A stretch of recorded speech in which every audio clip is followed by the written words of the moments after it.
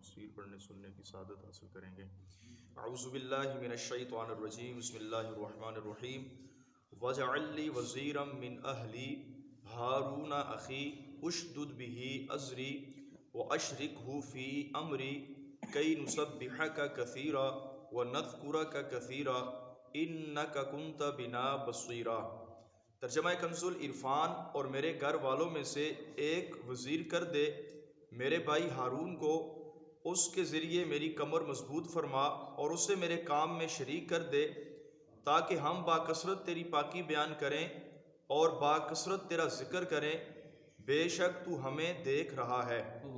جب موسیٰ علیہ السلام کو فرعون کے پاس جانے کا حکم ہوا تو آپ علیہ السلام نے اللہ تعالیٰ کی بارگاہ میں عرض کی کہ یا الہی، تو مجھے اتنے بڑے بندے کے پاس بھیج رہا ہے تو اس کے ساتھ میرا معاون و مددگار بھی میرے ساتھ کر، کہ جس کے ذریعے جا کر میں فرعون کو نیکی کی دعوت پیش کر سکوں۔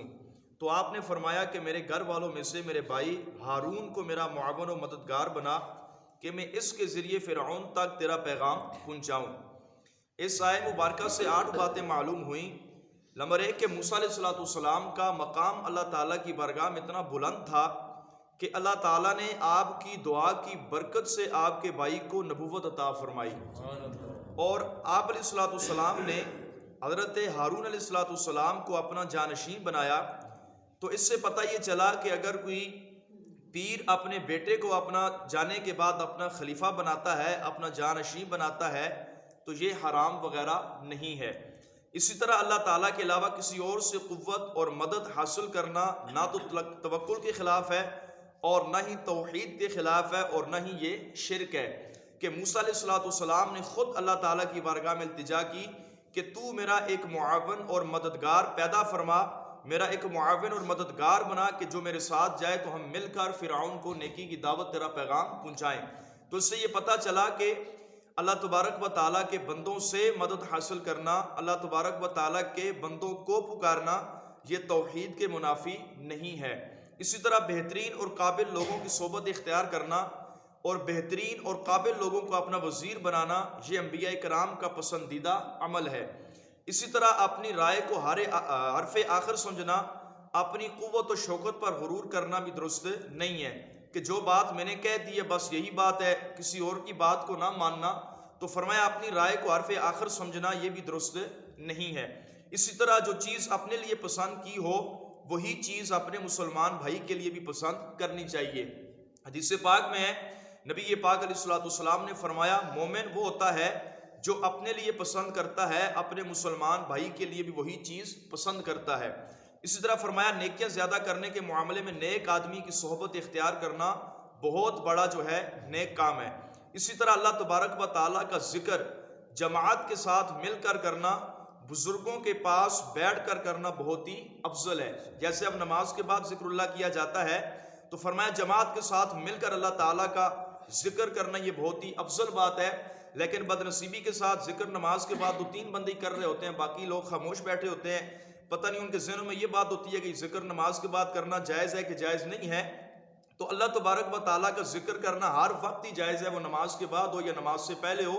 حدیث پاک میں فرمایا کہ سب سے افضل ذکر لا الہ الا اللہ ہے۔ قال قد اوتیت سؤلک یا موسیٰ، ارشاد فرمایا اے موسیٰ، اللہ تعالیٰ نے فرمایا موسیٰ تیرا سوال تجھے عطا کر دیا گیا۔ ارشاد فرمایا کہ اے موسیٰ تو نے مجھ سے جو بھی مانگا تجھے عطا کر دیا گیا۔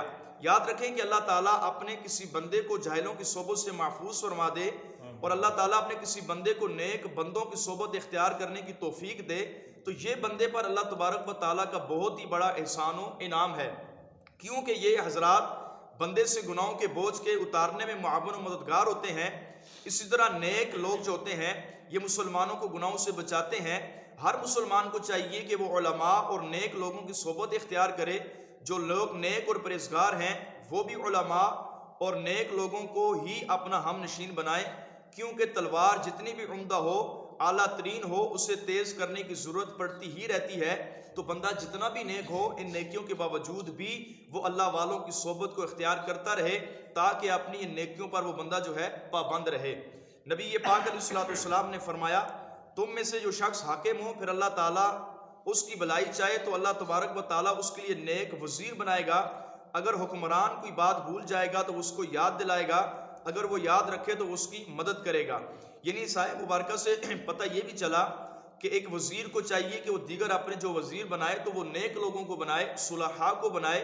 لیکن بدقسمتی کے ساتھ ہمارے ہاں حالت یہ بھی خراب ہے کہ اوپر سے لے کر نیچے تک شرابی، چرسی، پوڈری، پانگی سارے ہم کو ملتے ہیں، نیک نمازی کوئی بھی نہیں ملتا. بدقسمتی کے ساتھ ہمارے وزراء کو سیدھا پہلا کلمہ بھی پڑھنا نہیں آتا، نماز تو دور کی بات، وضو تو دور کی بات، ان کو اللہ و رسول کا نام لینا بھی سیدھا نہیں آتا. تو فرمایا حکمران کو چاہیے کہ وہ خود بھی نیک اور پارسا ہو، اسی طرح جو اس کی آگے رایا ہو، جو اس کی حکومت کو چلانے والے لوگ ہوں وہ بھی خوف خدا والے ہوں، نیک لوگ ہوں، کہ اگر کہیں پہ نا انصافی ہو رہی ہو تو وہ اس وزیر کو یاد دلائیں. اللہ تعالیٰ کی بارگاہ میں دعا ہے جو کچھ پڑھا سنا اس پر عمل کرنے کی، دوسروں تک پہنچانے کی توفیق نصیب فرمائے. آمین بجاہ النبی الکریم صلی اللہ تعالی علیہ وسلم.